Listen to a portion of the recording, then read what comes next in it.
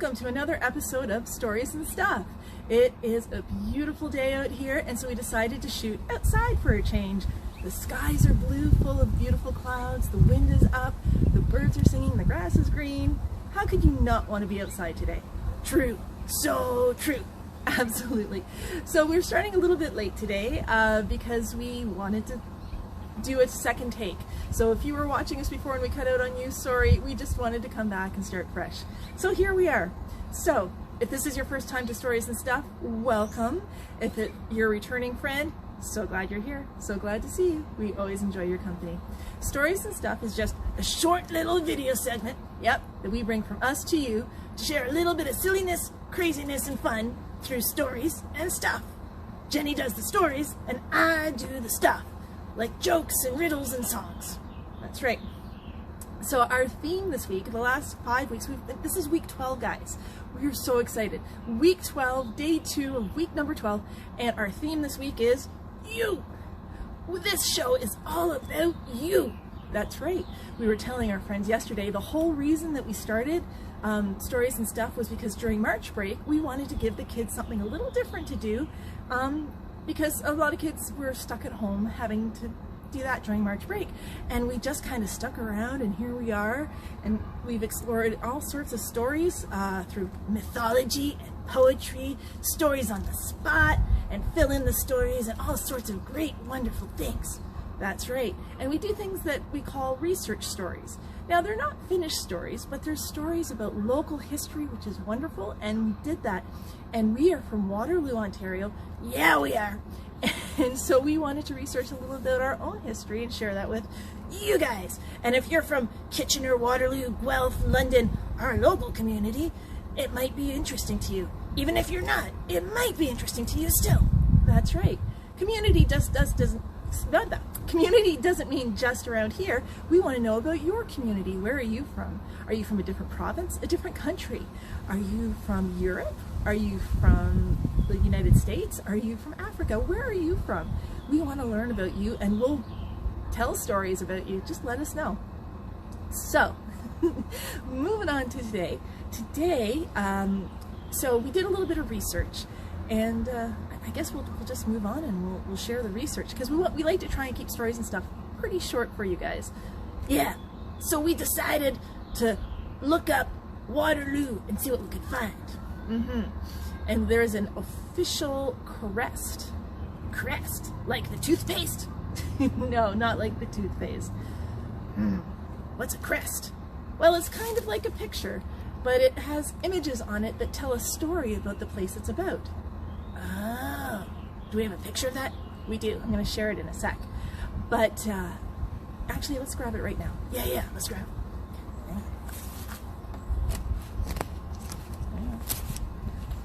Okay, now this is, again, this is a little bit backwards because I haven't figured out how to flip things around on Facebook Live yet. If you know, let me know. So this is the Waterloo, Ontario crest. Now it should be yellow, but I have no yellow ink in my printer, so this is what I did for you. It's kind of cool. I think you should put it closer so they can see it. I think that's a good idea. Okay, so hopefully I don't get too close to you guys. Okay, so if you guys can see that. Now it is backwards, but the stability is the word that goes right across the back. And I mean, that is one great word to describe Waterloo and its sister city, but this is for Waterloo. Stability being, something you can rely on, something that, you can depend on and you can build on and is strong. Yeah, that definitely sounds like Waterloo to me. So let me bring this back up closer again to you guys. Hi Nadine, so good to see you. Is Josie around? She might like this. I'm gonna bring the crest up. So a crest tells a story. So let's talk about some of the images that we see in this. Now in the very, very top, you're gonna see 1948, and that's when Waterloo became a city. Very, very cool. That's right. Now, the buildings on the top left, which would be the right part of the screen for you guys, that represents the industries of the insurance companies in Waterloo. Apparently we have a lot of insurance companies and we're known for that. So I guess we're a safe place too to be. Huh. I didn't realize that. Did you know that? I knew that. Did you really? No. Okay, let's go back. Okay, and then on the top right, which is your left, the trees represent all of Waterloo Park and the parks and the recreational opportunities that we have here, and we do have a beautiful city full of wonderful parks and trails, and the Iron Horse Trail. Yeah, the Iron Horse Trail. Ah, very cool. Okay, so that's what the other part of that crest is about. Now the houses in the lower left, I don't know if you guys can see that, they represent you and me and me. They represent the people who live in Waterloo. They represent the people in our community, which is, I think, is a great thing to include on our crest. Now the last one, do you see that? Where is it? Can we get it? There we go. The one with the covered wagons. This is the one we wanted to tell you the story about. Covered wagons represent the way in which many of the settlers came to Waterloo in covered wagons. Because back in the day, them's the wheels. That's how you got around. Absolutely. And in case you didn't know, Waterloo was established by a man. Do you remember his name? Abraham Erb. Abraham Erb came in a covered wagon. He was a farmer, and he built the first grist mill. Wait, let me double check that. Yes, it's called a grist mill. A grist mill is a kind of mill where farmers would bring their wheat and stuff, and it would be beaten to flour so they could bake yummy stuff like bread. That's right. And so Abraham Erb built the only mill that was in the area. And so he was more than a mill. He provided opportunities for families to come to be able to make flour so they could eat, and help other families make food so they could eat, so they could survive, so they could establish this beautiful city. That is absolutely correct. So, and when did he do that? Let's find out. He did that in 1806, and he was from Pennsylvania. So he came from Pennsylvania and came up to where we are now in Waterloo. How interesting is that? We have a lot of people who like to go from Canada to the States. That happens a lot. Yeah, there's a lot of great Canadian talent in the USA, like Amy Revard, who's a friend of ours. Absolutely. Anyway, so we tend to go down. But at this time, back in the 1800s, Abraham came north, and he came to us, and he helped to establish our city. Now, his mill was on a place called Beaver Creek, which is now Laurel Creek. Do you know Laurel Creek? Laurel Creek trails? They're all connected to Abraham Erb. That's right. It's very, very cool. Let's see, what else do we know about him? And so people would come, and they would bring their wheat, and while they were waiting, they would sit and socialize. It was a social hub. Erb was a social hub of early Waterloo. And so he named the settlement. Oh, here's an interesting fact. Do you know why he named it Waterloo? I don't know. Okay, I have to read this, guys. It's so much research. Here we go.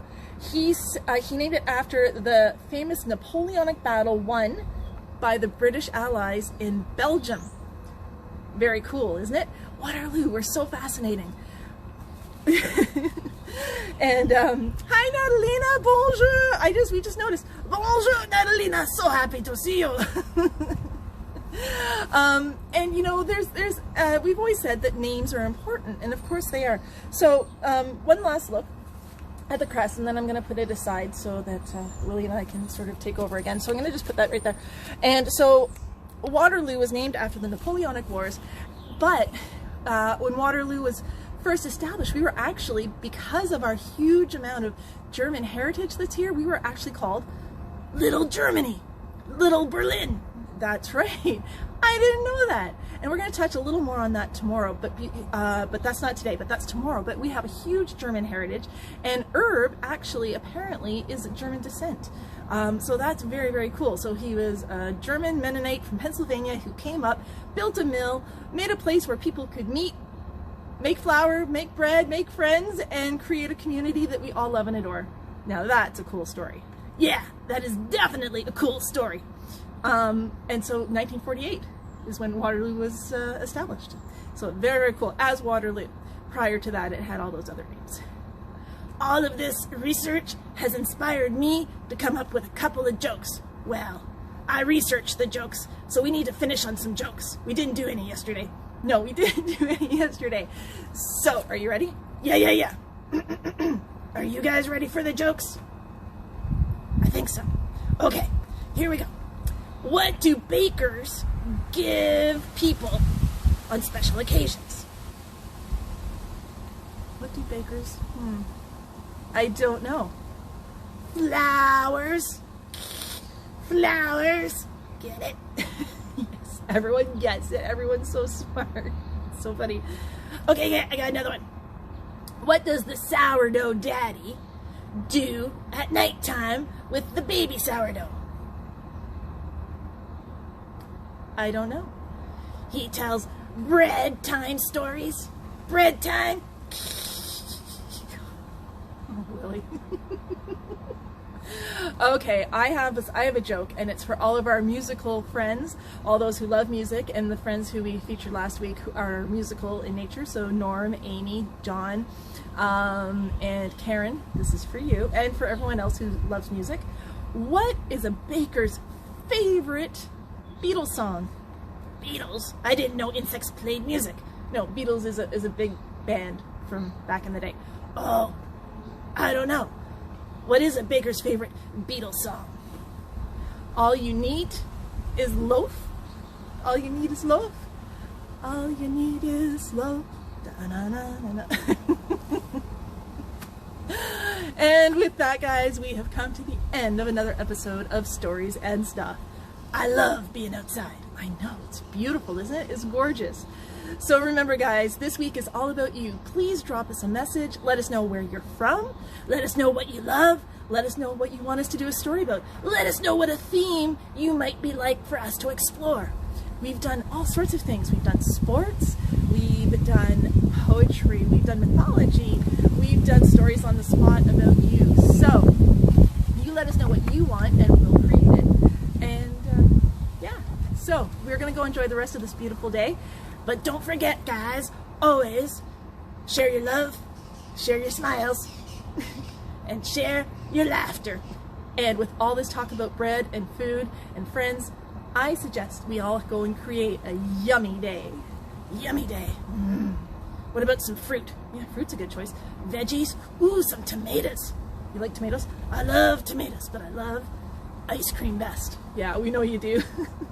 Okay, guys, thanks for swinging by. It was so great to see Natalina and Sharon, and who else was here? Nadine. We had a bunch of friends swing by. Thank you. Mwah. We adore you all. Be safe.